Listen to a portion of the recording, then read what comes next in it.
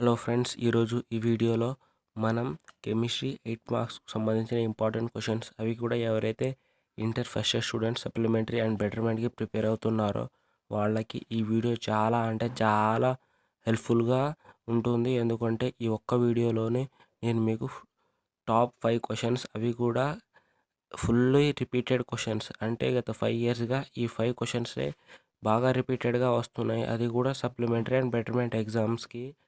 So ఎవరైతే inter students ఉన్నారో వాళ్ళైతే అసలు స్కిప్ చేయకుండా చూడండి. సో నేను 2 మార్క్స్కి 4 మార్క్స్కి సంబంధించిన వీడియో కూడా చేశాను, దాని లింక్ కింద డిస్క్రిప్షన్లో ఉంది.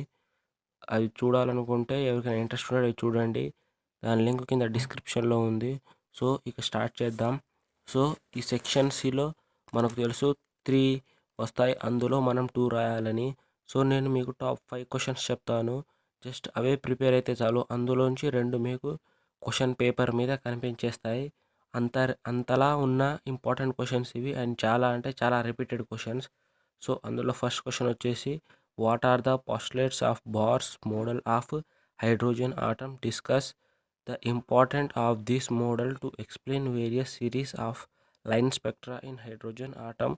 Right the limitation of Bohr's model. So ఇందులో మనం Bohr's model of hydrogen atom గురించి రాయాలి, అంతే ఫ్రెండ్స్. ఇందులో ఇంకో మీనింగే ఉండదు. Bohr's model of hydrogen atom గురించి మీకు తెలిసే ఉంటుంది, అందుకని దాని గురించి మనం రాయాలి, అంటే అంటే దాని గురించి రాస్తే సరిపోద్ది.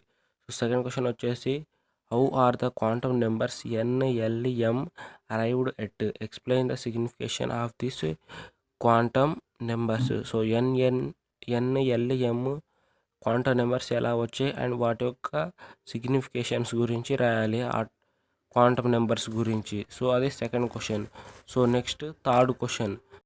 సో థర్డ్ క్వశ్చన్లో ఏంటంటే, write and essay on S P D F blocks elements.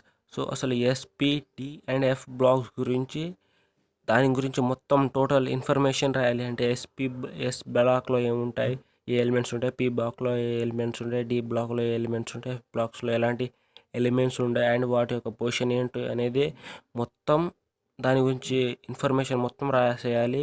ఇది చాలా ఇంపార్టెంట్ క్వశ్చన్. సో ఇది third question. And fourth question వచ్చేసి, what is periodic properties? How are the following properties vary in a group and in a period? Example: A atomic radius, B ionization enthalpy, C electron gain enthalpy, D electronegativity. So ఈ fourth క్వశ్చన్లో అసలు periodic property అంటే ఏంటి, and periodic ప్రాపర్టీలో ఉన్న atomic radius గురించి, ionisation enthalpy గురించి, electron gain enthalpy గురించి అండ్ ఎలక్ట్రోనెగటివిటీ గురించి మనం రాయాలి.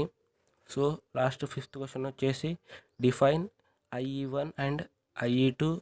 Why is IE2 is greater than IE1 for given atom. Discuss the factors that affect IE of an electron. So ఈ క్వశ్చన్లో IE1 అండ్ IE2 వాటిలో మధ్య డిఫరెన్స్ అండ్ ఎందుకు IE2 greater than IE1. So IE1 కన్నా IE2 ఎందుకు greater, అంటే పెద్దది, and దాని గురించి మనం రాయాలి. సో ఇవి చూసారా ఫ్రెండ్స్, ఇవి నాకు తెలిసిన కొన్ని టాప్ 5 క్వశ్చన్స్. ఇవి జస్ట్ ఇవే ప్రిపేర్ అవ్వండి.